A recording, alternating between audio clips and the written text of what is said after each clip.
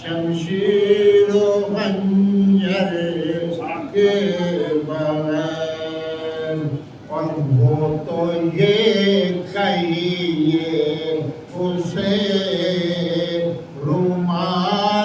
زہرا مل گیا، وہ تو یہ کہیے اسے رومال زہرا مل گیا، ورنہ ہرگز نہ حر بنتا مقدر کے بغیر، ورنہ ہرگز نہ حر بنتا مقدر کے بغیر۔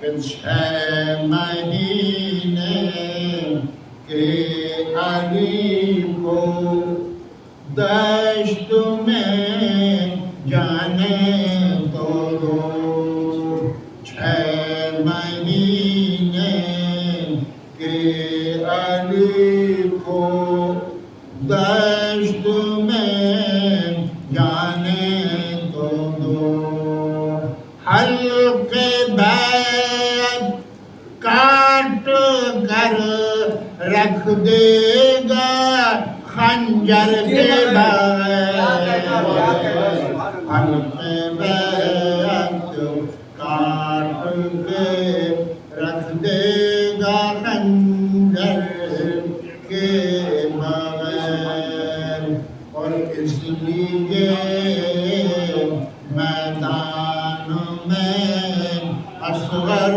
کو لائے ہیں حسین، اس لیے میدان میں اصغر کو لائے ہیں حسین، جیت لے گا کربلا بے شیر لشکر کے بغیر،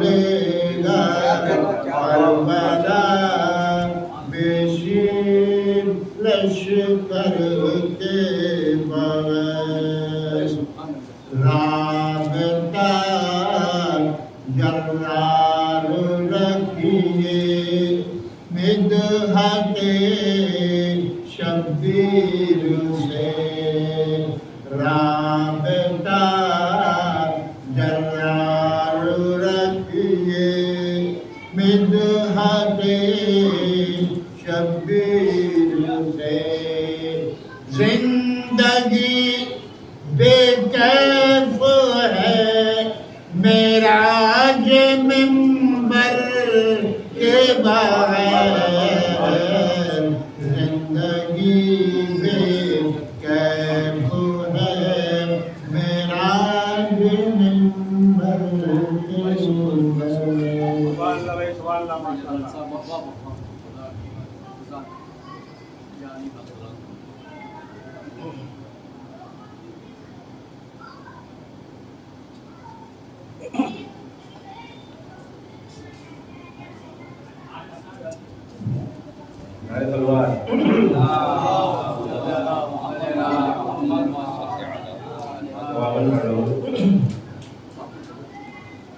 اس سفر پر میرے عباس کا سایہ ہوگا،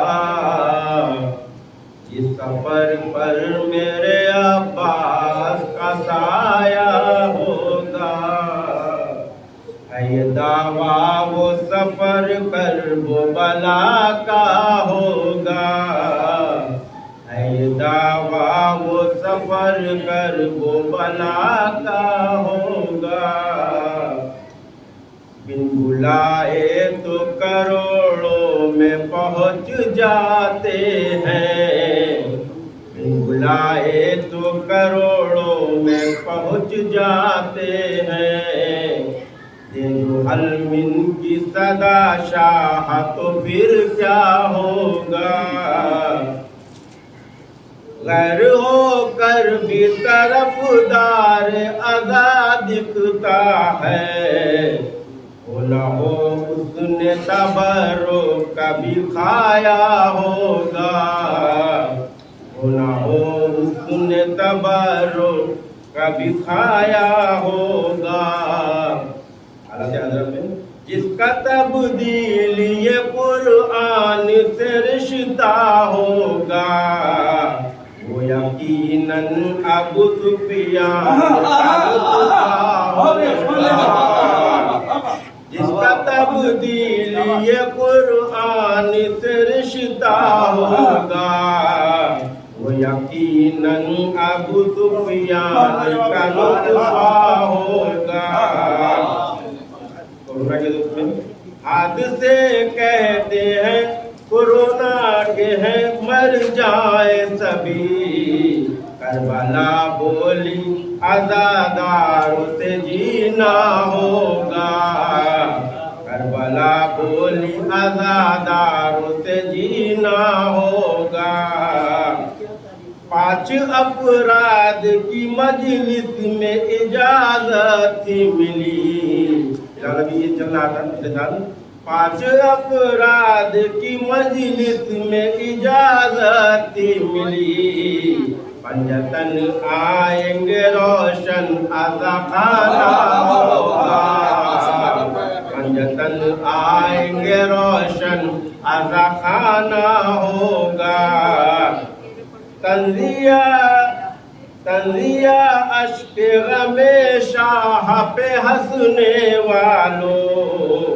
تنزیہ اشک غم شاہ پہ ہنسنے والوں. مردہ ہونے سے جو بچنا ہے تو رونا ہوگا. مردہ ہونے سے جو بچنا ہے تو رونا ہوگا. سردار کا بیٹا کیا بات تھی بھائی. حقیقت میں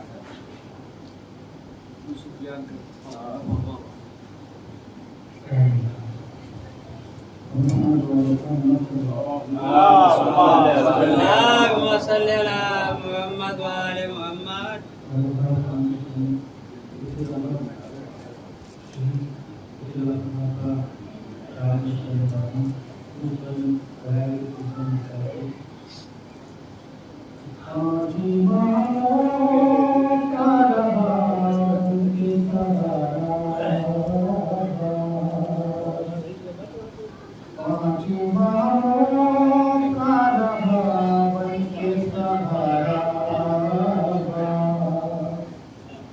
فاطمہ زہرا کا بیٹا بنو ہاشم کا قمر.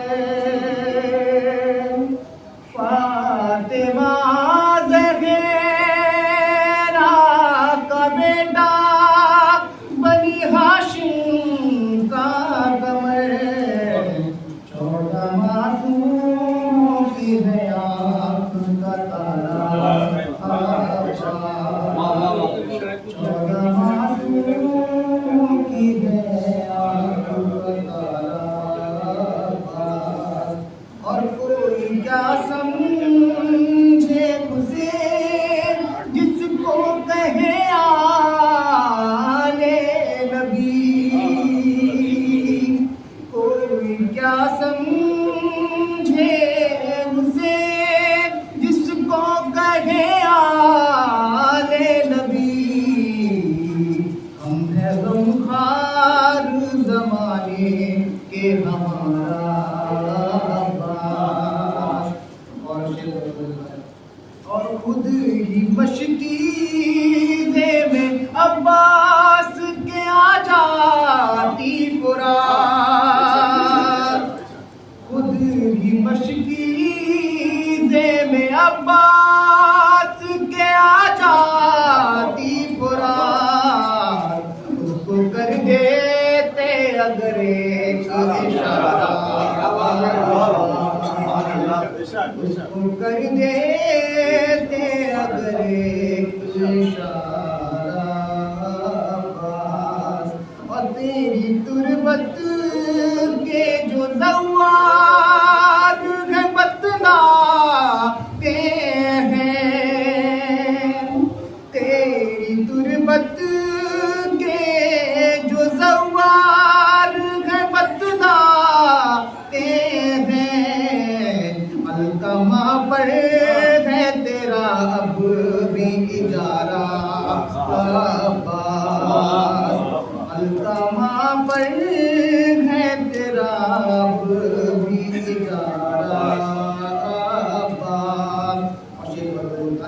وہ تو کہیے نہ ملا اس نیم غازی کو، وہ تو کہیے نہ ملا اس نیم غازی کو، وہ تو کہیے نہ ملا اس نیم غازی کو، ورنہ کس جنگ میں افواج سے ہارا، ورنہ کس جنگ میں افواج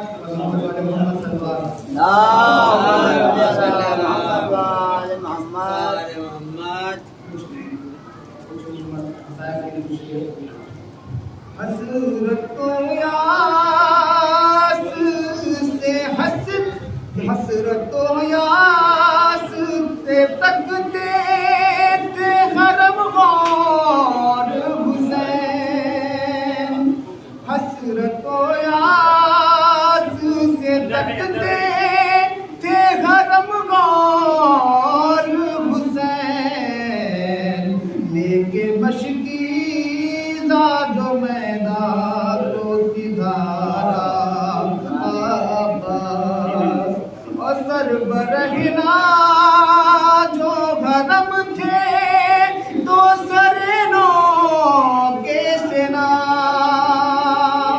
سربرہنا جو حرم تھے تو سرنو کے سنا، دیکھتا کیسے بھلا شرم کا مارا عباس، اور چادر چھننے پہ یاد آیا گھر کبھی کو، چادر چھننے پہ یاد آیا گھر کبھی کو، ہر تماچوں پہ سکینہ نے پکارا عباس، اور سبط جعفر ہو آزادار تو کیوں حشر کی فکر ہوگا ماں پہلے سے موجود ہمارا۔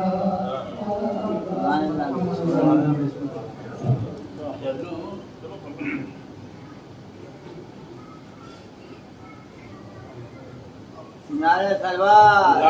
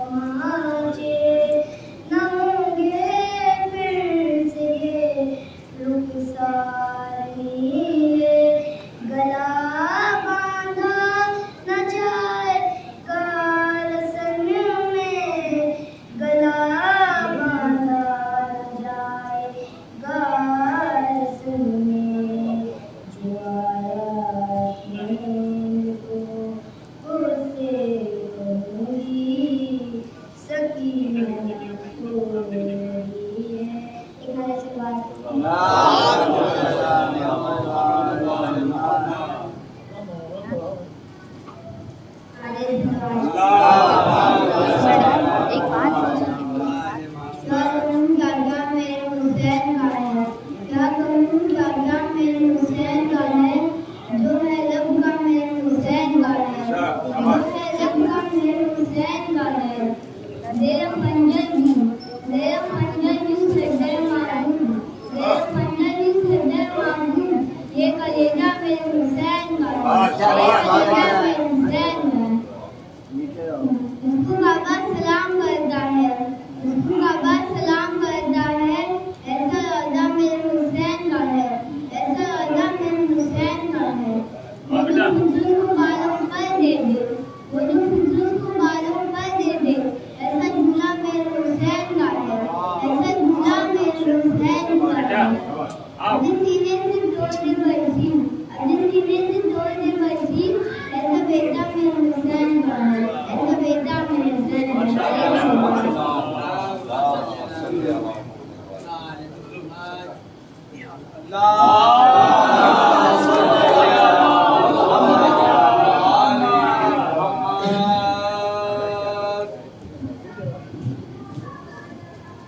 एक बार सुने हम लोग, एक बार सुने तौहीद की तिलावत फरमाकर मरहूम सैयद मोहम्मद हैदर इब्ने सैयद मोहम्मद अजहर मरहूमा नरजिस काकू बिन्ते अफजाल हुसैन।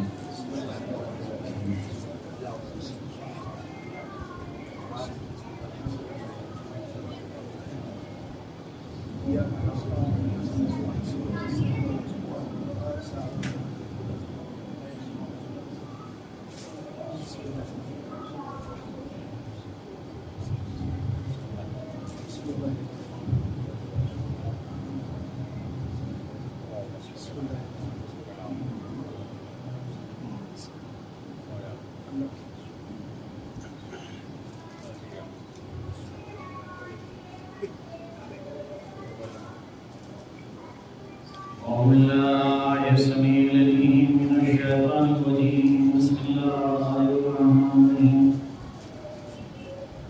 الحمد لله رب العالمين والصلاة والسلام على أشرف الأنبياء والمرسلين خاتم النبيين شفيع ذنوبنا ونبي نفوسنا مولانا أبي القاسم محمد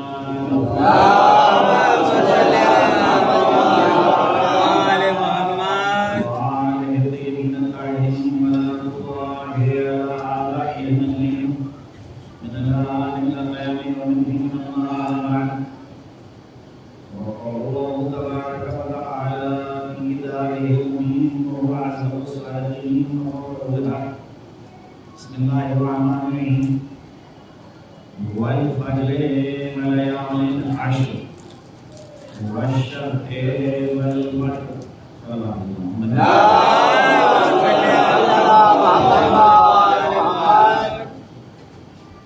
قرآن کریم کا ایک مختصر سورہ سورہ فجر. یہ قرآن کے جتنے بھی سورے ہیں ان کے نام توقیفی ہیں. توقیفی معنی یہ ہوتے ہیں کہ کسی انسان نے اس کا نام نہیں رکھا بلکہ اللہ کے علم پر جناب پیغمبر اسلام نے سوروں کے نام معین کیے. معمولاً سوروں کے جو نام ہیں اس میں کبھی یہ ہوتا ہے کہ سورہ جو ہے جس سے ابتدا ہو رہی ہے جس لفظ سے اسی لفظ کے اوپر سورہ کا نام پڑا ہے. سورہ شمس کیونکہ لفظ والشمس آیا ہے. سورہ والنجم شروع میں سورہ نجم آیا.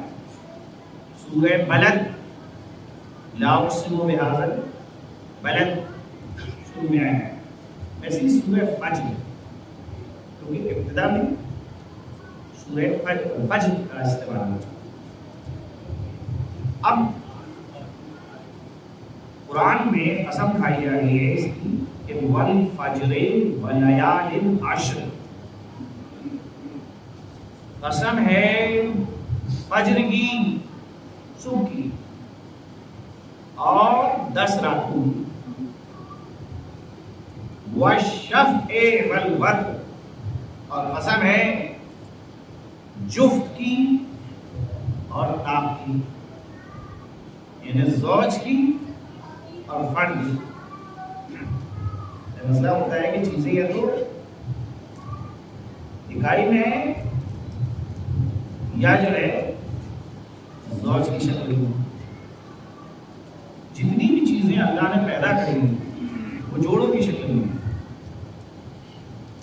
صرف ذات باری تعالیٰ ہے جو فرد کی شکل میں ہے، ورنہ اس کے علاوہ ہر ایک کا ایک جگڑا پیدا کیا ہے۔ بہرحال عظیم اللہ کی مخلوق ہے، اسی بنا کے اوپر آپ دیکھیے نماز شب میں جو نماز شفا کو شفا کہتے ہیں اس لیے کہتے ہیں کیونکہ 2 رکعت کی نماز، اور وتر کو وتر اصل ہے وتر کو وتر اس لیے کہتے ہیں یہ ایک رکعت۔ اب اللہ نے صبح کی قسم اور 10 رات کی۔ عام حالتوں میں کیا قسم کی ضرورت ہوتی ہے؟ آپ روزمرہ کی گفتگو میں قسم کا سہارا لیتے ہیں؟ میں دیکھیے ان کی بات نہیں ہو رہی ہے جو بار بار آدھی ہے واللہ ایسا نہیں ہے، واللہ ایسا نہیں ہے، واللہ ایسا نہیں ہے، تکیہ کلام ملتا ہے واللہ، تو یہ غلط بات ہے۔ ان کی بات ہو رہی ہے کہ جو عام حالتوں میں قسم کا سہارا نہیں ہے۔ کب لیتے ہیں قسم کا سہارا؟ جب اپنی بات میں وزن پیدا کرنا، تب قسم کا سہارا لیتے ہیں۔ تو معمولاً کس کی قسم کھاتے ہیں؟ جو ان سے افضل و برتر ہے اس کی قسم کھائیں، یا جو ان کو عزیز ہے اس کی قسم کھائیں۔ 2 طریقے، یا تو افضل و برتر کی قسم یا عزیز کی قسم۔ بے اللہ سبحانہ و تعالیٰ کی قسم، کیونکہ اللہ خالق ہے، معبود ہے، رازق ہے، اس کی قسم کھا رہے ہیں۔ کلام خدا قرآن مجید کی قسم، کیونکہ اللہ کا کلام ہے، لہٰذا اس کی قسم کھا رہے ہیں۔ امام حسین کی قسم، کیونکہ امام حسین افضل و برتر ہے۔ لیکن کبھی یہ ہوتا ہے کہ ہم اپنی جان کی قسم کھا رہے ہیں، اپنی اولاد کی قسم کھا رہے ہیں، اپنے والدین کی قسم کھا رہے ہیں، یہ کیا ہے؟ یہ ہم کو عزیز ہے، ہم سے افضل نہیں، اولاد ہم سے افضل نہیں۔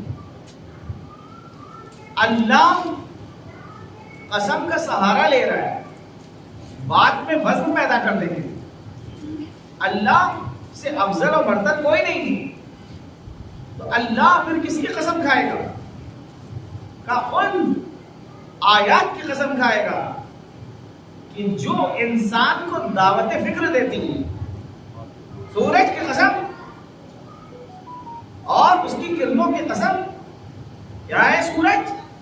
اگر کائنات سے سورج کو ہٹا لیا جائے تو قیامت برپا ہو جائے گی، سفرہ حیات سمٹ جائے گا، ہم اور آپ پھر زندگی کا کوئی تصور نہیں ہے اگر سورج کو مائنس کر دیا جائے ہماری زمین پر سے۔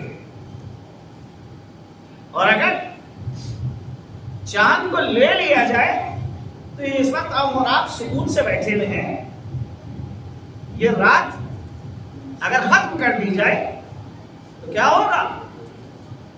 یہ ہمارا سکون رخصت ہو جائے گا۔ پھر ایک حالت کا تصور کیجئے کہ دن ہی دن ہو، رات نہ ہو۔ اب وہ بھائی تھوڑے شمالی اور تھوڑے جنوبی کی بات نہیں کر رہے ہیں، جہاں 6 مہینے دن ہوتا ہے اور 6 مہینے رات ہوتی ہے، مستثنا ہے۔ شرعی طور کے اوپر ایسی جگہوں کے اوپر جانا مراجع نے حرام قرار دیا ہے۔ آیت اللہ ہوئی کا فتویٰ ہے کہ وہاں کے اوپر ایسی جگہ کے اوپر اختیاری صورت میں جانا حرام ہے کہ جہاں انسان اپنی تکالیف شرعیہ کو نہ ادا کر سکے۔ اس کو مسکن نہیں بنانا چاہیے کہ آپ وہاں چلے جائیں اور جا کے وہاں رہنے لگیں۔ تو نہیں، جب آپ راتی ہے تو ایک ہی نماز پڑھ پائیں گے. جب صبح ہوئے گی کون سی نماز پڑھیں گے آپ صبح؟ بعد ہوگا جو ہے جب دن ہوئے گا نہیں تو ظہر کی نماز کہاں سے پڑھیں گے آپ؟ اور جب رات ہے تو پھر روزہ تو آپ کے اوپر واجب نہیں ہوگا. تو کتنی تکالیف شرعیہ ہیں، کتنی شرعی احکامات ہیں جو آپ کی گردن پر سے وہاں پر جانے کے بعد ہوتے ہیں. اختیاری طور پہ وہاں پہ جانا. ابھی مسئلہ ہے کہ سرکاری وقت کی شکل میں آپ کو بھیجا جا رہا ہے، وہ ایک استثنائی پہلو ہے. لیکن یہ کہ ہم دنیا کا کوئی حصہ ہم کو پسند ہی نہیں آیا رہنے کے لیے، آیا تو وہ آیا پسند کہ جہاں 6 مہینے دن ہے اور 6 مہینے رات ہے، وہاں جانے کی اجازت نہیں ہے. کہا کہ ایسی جگہوں پر نہیں جانا ہے. جیسے کہ شریعت کا ایک مسئلہ ہے، آپ کو پتا ہے کہ لوٹے میں جو پانی ہے یہ پانی اگر ابھی آپ ضائع کر دیجیے گا تو نماز کے وقت میں آپ کو پانی دستیاب نہیں ہوگا. تو یہ بتائیے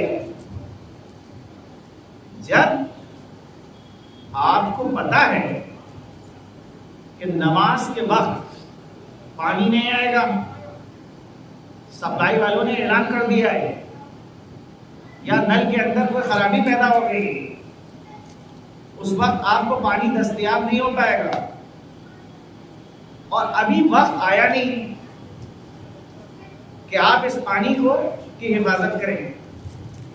بھائی وضو جو ہے اس وقت واجب ہوتا ہے جب نماز کا وقت آ جائے. اگر قبل از وقت وضو کیا جائے تو وہ وضو جو ہے مستحب نیت سے کیا جائے، واجب نیت سے نہیں کیا جا سکتا. آپ صبح کی نماز سے پہلے صبح کا وضو کر لیں واجب کی نیت سے، وضو غلط ہے. ظہر کی نماز کا وقت آج کل آ رہا ہے 12:13 3 آپ 12 بجے کھڑے ہوئے وضو کرنے کے لیے، آپ نے وضو کر لیا ظہر کا، صحیح ہے وضو نہیں؟ اگر آپ نے کہا کہ میں نماز ظہر کے آپ وضو کرتا ہوں واجب کو پتہ نہیں ہوگا، وقت سے پہلے وضو کیا ہے، وضو صحیح نہیں. وقت جب آ جائے گا تب وضو صحیح ہوگا. ارے وہی چیز. اب فرض کیجئے کہ ایک ظرف میں پانی ہے، ایک لوٹے میں پانی ہے، اور یہ لوٹے میں جو پانی ہے اس کو اگر آپ ابھی خرچ کر دیں گے تو نماز کے وقت پانی فراہم نہیں ہوگا. کیا کیا جائے؟ شریعت یہ کہتی ہے کہ شرعاً تو کوئی دلیل نہیں ہے کہ آپ اس پانی کو خرچ نہ کیجیے. شریعت کی جانب سے اجازت ہے کہ ہاں بھائی ابھی وقت نہیں آیا ہے تمہیں اختیار ہے خرچ کر لو. لیکن عقل یہ کہتی ہے کہ اگر یہ پانی خرچ ہو گیا تو نماز کے وقت پانی نہیں ملے گا. کہ شریعت کے اعتبار سے گناہگار نہیں ہو لیکن عقل کے اعتبار سے گناہگار ہو. اگر عقل کے اعتبار سے کوئی گناہگار ہے تو شریعت کے اعتبار سے بھی گناہگار ہے. صلوات بھیجے محمد والے. جان بوجھ کے اپنے آپ کو عاجز بنانا یہ اچھی چیز نہیں ہے. بھائی آپ نے وقت سے پہلے سارا پانی بہا دیا، اور جب وقت آیا تو آپ کہہ رہے اب تو پانی تو ہے نہیں، میں عاجز ہوں، ناتمام ہوں، لہٰذا تیمم کروں گا. جان بوجھ کے آپ نے اپنے کو عاجز بنایا ہے.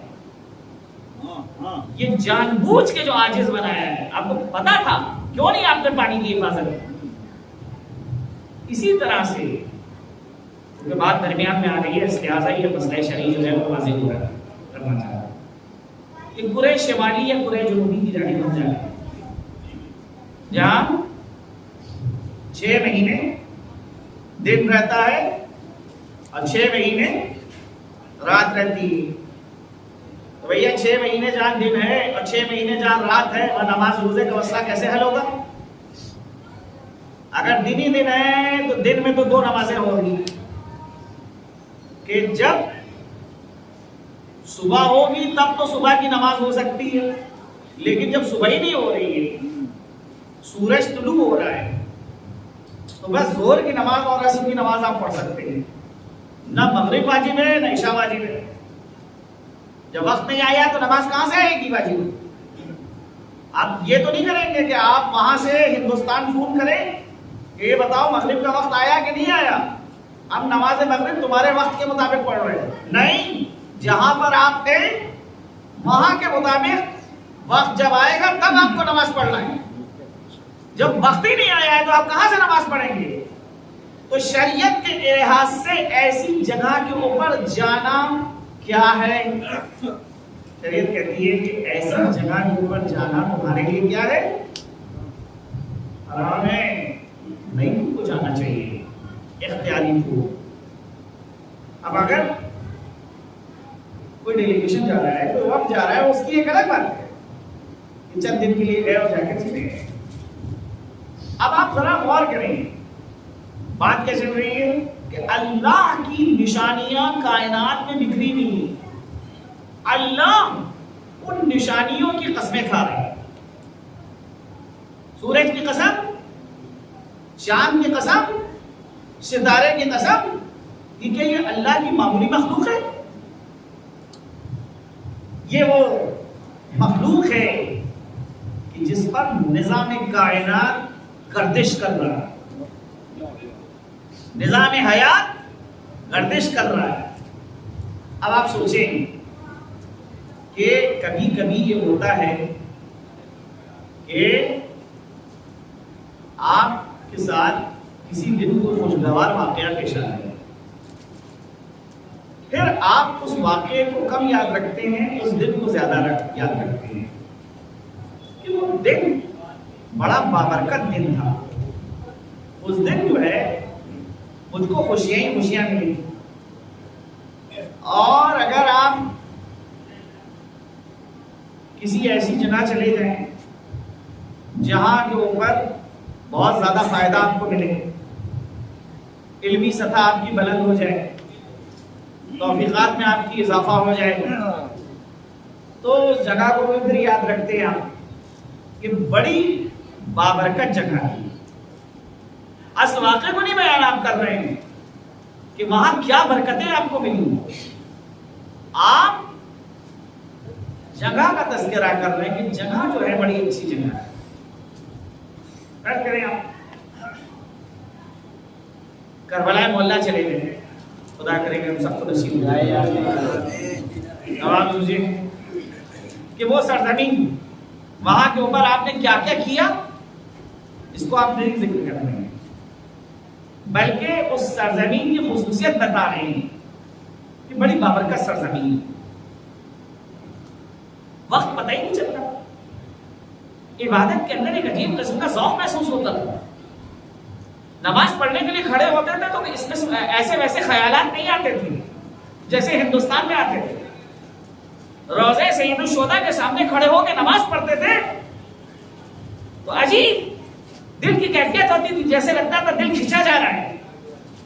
زیارت جب اپنی زبان کے اوپر پڑھتے تھے اور یہ کہتے تھے السلام علیکم یا عبد اللہ، تو یہ محسوس ہوتا تھا کہ زبان نہیں ہے تنہا بلکہ دل بھی زبان کے ہمراہی کر رہا ہے، ایک ایک چیز، ایک ایک نقطہ آپ کو وہاں کا یاد آ رہا ہے۔ کیا ہوا؟ یہ زمین کی برکتیں ہیں جو آپ یاد کر رہے ہیں، کبھی وقت کی برکتوں کو یاد کرتے ہیں۔ اسی طرح سے اللہ سبحانہ و تعالیٰ نے اصل واقعے کو بھی بیان کیا کہ وہ فجر، وہ صبح، کہ جس صبح میں یہ واقعہ ہوا ہے وہ کون سا واقعہ تھا، وہ 10 راتیں کہ جو اللہ کی ذات سے منسوب ہو گئی، ان کے اندر کیا کارنامہ انجام پایا تھا۔ اللہ نے ظرف زمانی کو مد نظر رکھ کے قسم کھائی، قسم ہے صبح کی اور قسم ہے 10 راتوں کی۔ صلوات بھیجیے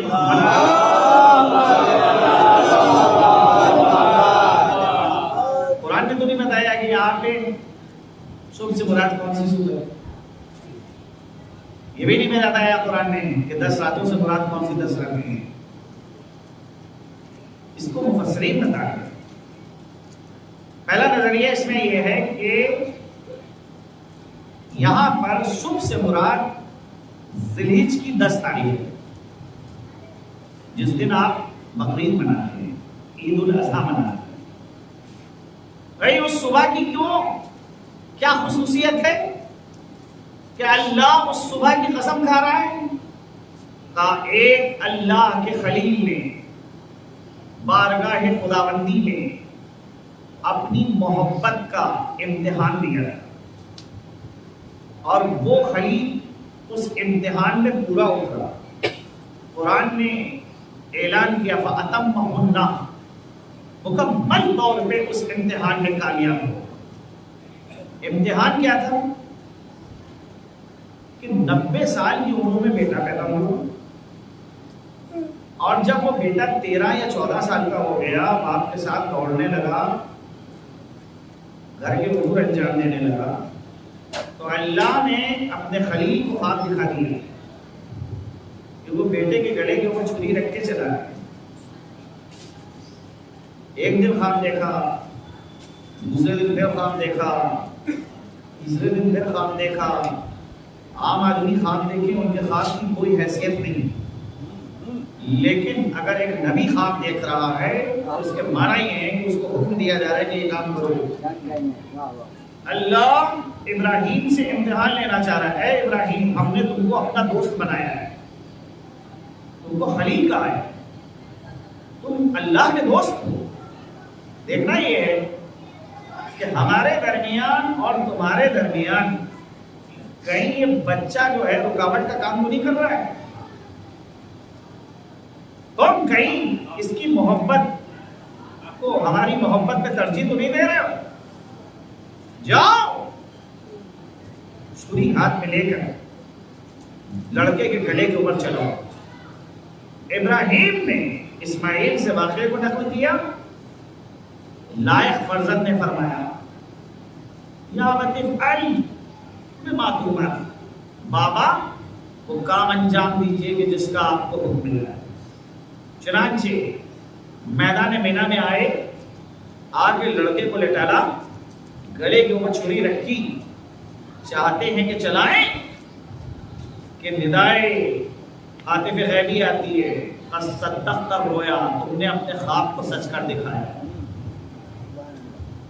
ہم نے نسل اسماعیل سے ایک بڑی قربانی ہم کو درکار، لہذا اس وقت یہ قربانی روکی جا رہی ہے، کیونکہ اگر اسماعیل ذبح ہو جائیں گے تو عاشور کے دن پھر حسین کربلا میں نہیں ہوں گے۔ حسین ابراہیم اسماعیل کی نسل سے ہیں، لہذا وہ قربانی جو 10 ذی-الحجہ کو جس کو ذبح عظیم قرار دیا گیا تھا، اس ذبح عظیم کی تفسیر سن 61 ہجری میں حسین نے پیش کر دی۔ بقول اقبال کے اللہ اللہ بائے بسم اللہ قدر، معنی ذبح عظیم آمد پسند۔ باپ جو ہے وہ بائے بسم اللہ قرار پا رہا ہے، بیٹا جو ہے ذبح عظیم کی تفسیر قرار پا رہا ہے۔ عزیزوں، ایک نظریہ یہ کہ فجر سے مراد 10 تاریخ ہے ذی-الحجہ، اور لیالی عشر سے مراد یہی ذی-الحجہ کا پہلا عشر مراد۔ دوسرا نظریہ یہ کہ فجر سے مراد 21 رمضان کی صورت، اور لیالی عشر سے مراد رمضان کا وہ جو دوسرا عشرے کی راتیں ہیں وہ کہ جس میں شب قدر واقع ہے۔ کیوں 21 رمضان کو کیا خصوصیت ہے؟ کہا سید الموحدین، سید الاوصیاء اس دنیا سے رخصت ہوئے، سر پہ جب ضربت پڑی تو فرمایا تھا فزت برب الکعبہ۔ 21 رمضان کی صبح کوئی معمولی صبح نہیں ہے کہ جب ایک مجاہد نے جام شہادت نوش کیا ہے، لہذا اس صبح کو اس لائق قرار دیا جا رہا ہے کہ اللہ اس صبح کی قسم کھا رہا ہے۔ لہذا ایک نظریہ یہ ہے کہ 21 رمضان کی صبح. اب تیسرا نظریہ یہ ہے، اور بھی نظریے ہیں، فی الحال تیسرا نظریہ آپ کے سامنے نظر کہ فجر سے مراد صبح عاشور اور لیالی العشر سے مراد محرم کی 10 رات. ایک سوال میں آپ کے سامنے اٹھا رہا ہوں، بتائیے اللہ سبحانہ و تعالی نے کیوں ظاہر نہیں کر دیا، کیوں واضح نہیں کر دیا کہ فجر سے کون سی فجر مراد ہے؟ 10 راتوں سے کون سی 10 راتیں مراد ہیں؟ متعدد احتمالات آپ کے سامنے میں نے پیش کیے. ذیلحج کی 10 راتیں مراد ہیں، ذیلحج کی 10ویں تاریخ مراد ہے. رمضان کی 10 راتیں مراد ہیں، رمضان کی 21ویں تاریخ مراد ہے. محرم کی 10 راتیں مراد ہیں اور عاشور کی صبح مراد ہے. جیسے قرآن کے اندر، قرآن میں اللہ نے کہا ہے حافظوا صلاۃ الوسطیٰ، بیچ والی نماز کی پابندی کرو. مفسرین میں اختلاف کہ بیچ والی نماز سے کون سی نماز مراد ہے. بعض کہتے ہیں کہ بیچ والی نماز سے مراد نماز عصر ہے، بعض کہتے ہیں کہ بیچ والی نماز سے مراد نماز ظہر ہے، بعض کہتے ہیں کہ بیچ والی نماز سے مراد نماز صبح ہے.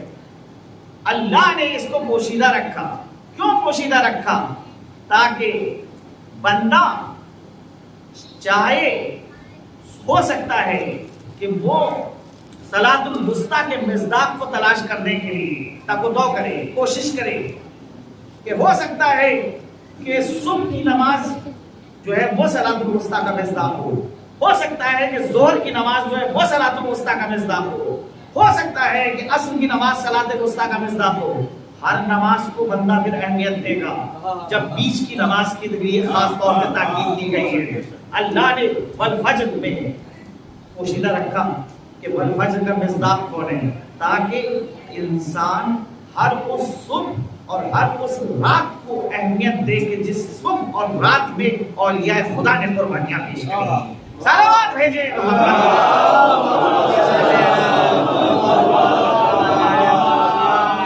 ایک بار سے بہتر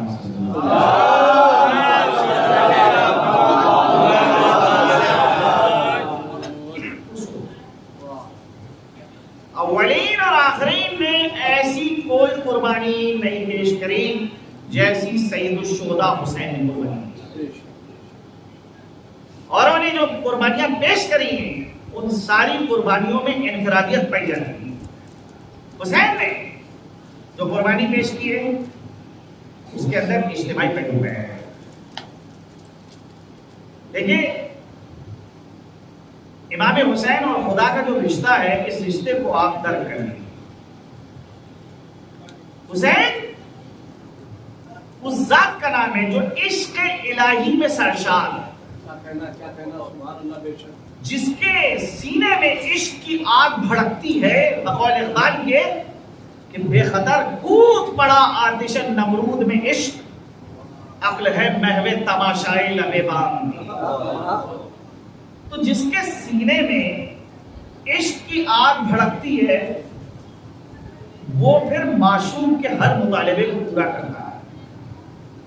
حسین عاشق ہے اللہ کے، اللہ حسین کا معشوق ہے، لہذا معشوق جو چاہتا ہے عاشق وہ انجام دے رہا ہے. معشوق نے کہا کہ تم کو وطن چھوڑنا ہوگا، عاشق نے کہا چشم میں اس کام کو انجام دوں. معشوق نے کہا کہ حرم الہی عین حج کے موقع کے اوپر تم کو ترک کرنا ہو، ذوق عبادت کو قربان کرنا ہو. عاشق نے کہا میں اس کام کو انجام دوں. معشوق نے کہا کہ تم کو ایک بیابان کو آباد کرنا ہو. عاشق نے کہا میں اس کام کو انجام دوں. معشوق نے کہا کہ تمہیں 3 دن بھوکا رہنا ہوگا، 3 دن کا پیاسا رہنا ہوگا. عاشق نے کہا کہ میں اس کام کو انجام دوں. معشوق نے کہا اصحاب کی قربانی پیش کرنا ہوگی. عاشق نے کہا میں اس کے لیے راضی ہوں. معشوق نے کہا کہ تم کو عزیزوں کو قربان کرنا ہوگا. اور مولانا محمد علی جوہر کے کہ عباس کا جنین ہو یا اکبر سا محجبی تجھ کو سبھی عزیز تھے لیکن خدا کے نام. تجھ کو سبھی عزیز تھے لیکن خدا کے نام. لہذا جو معشوق چاہتا ہے عاشق ہو جاتا ہے. اچھا آپ یہ دیکھیں امام حسین امام عشاق ہیں, سالار عاشقان, عاشقوں کے امام, وہ جو اللہ کے عشق میں سرشار ہیں. ان سب کے امام کا نام ہے حسین ابن علی. جزاک اللہ, سبحان اللہ. حسین جب امام ہے, امام کا تصور مامون کے بغیر نہیں ہوگا. لہذا حسین نے پوری ایک جماعت کی تربیت کی ہے, ایک جماعت کو آمادہ کیا ہے. پروردگارا میں تنہا تیرے عشق میں سرشار نہیں ہوں, میرے ہمراہ پوری یہ جماعت 72 کی جماعت جو تیرے عشق میں سرشار. 61 ہجری عصر عاشور تک اللہ کا عاشق ہے حسین, لیکن 61 ہجری کے بعد نسبت تبدیل ہو جاتی ہے. اب اللہ عاشق ہے, حسین معشوق. جزاک اللہ, سبحان اللہ. قرآن کہہ رہا ہے کہ کوئی خطابتی جملہ نہیں ہے کہ وہ جناب جو ہے عصر عاشور تک حسین عاشق تھے. بھئی عصر عاشور کے بعد یہ عاشق نے اپنے کو قربان کر دی. رگو تن میں جدائی ہو گئی, سر و تن میں جدائی ہو گئی, نیزے کے اوپر سر جو ہے بلند کر دیا ہے. عاشق نے اپنے عشق کو ثابت کر دیا. اب معشوق کا کیا فریضہ ہے؟ نسبت تبدیل ہوئی جا رہی. اب معشوق حسین بن گئے, عاشق خدا بن گئے. اب حسین جو چاہیں گے اللہ وہ انجام. کیوں؟ کیونکہ عاشق نے اپنے کو فنا کر دیا ہے. فَاذْكُرُونِي أَذْكُرُكُمْ, تم مجھے یاد کرو میں تمہیں یاد کروں گا. تم میرے ذاکر بنو میں تمہارا ذاکر بنوں گا. تم میرے عشق میں گرفتار ہو میں تمہارے عشق میں گرفتار ہوں. صلوات بھیجیں.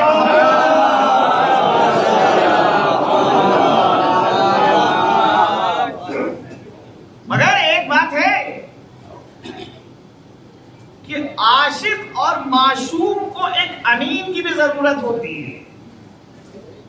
بغیر امین کے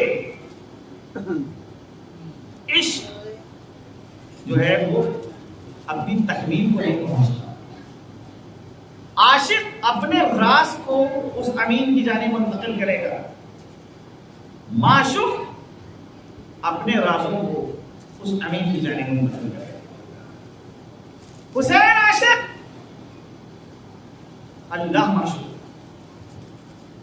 ان دونوں کا امین کون ہے؟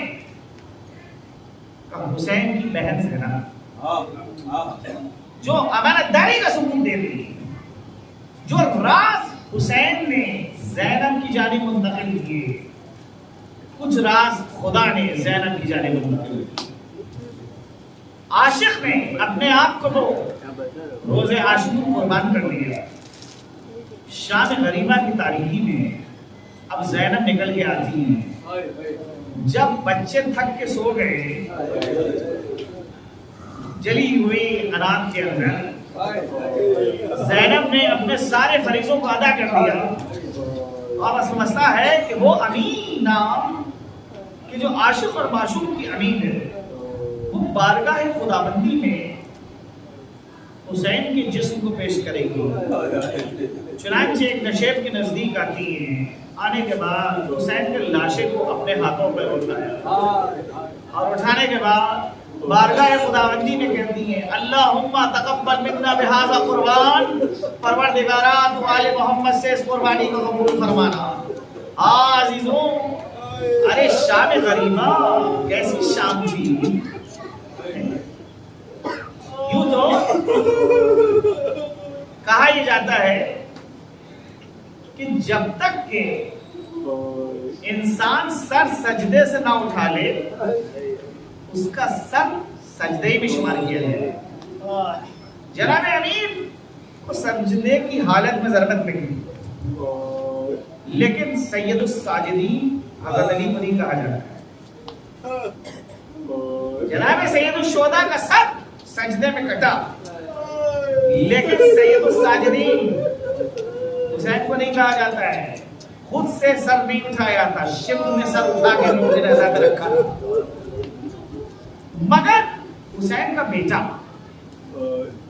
کہ جو شام غریبہ میں لاشوں کے درمیان ماں بہنیں اسیر ہو چکی ہے، آل رسول کی حرمت کو پامال کیا گیا ہے. ارے اپنے باپ کے جنازے کے اوپر گھوڑوں کو دوڑتے ہوئے دیکھا ہے، سینے کی ہڈیاں پشت چشمہ ہو چکی ہے. ان سارے حالات کا مشاہدہ کرنے کے بعد ارے سر سجدے میں رکھا اور فرماتے تھے لا الہ الا حقا حقا، لا الہ الا ایمانا ایمانا. اے یہ سجدہ جو شام غریبہ نے انجام دیا ہے، یہ سجدہ وہ ہے کہ جو ساجدین کے سرداری انجام دے سکتا ہے، کوئی اور دوسرا نہیں انجام.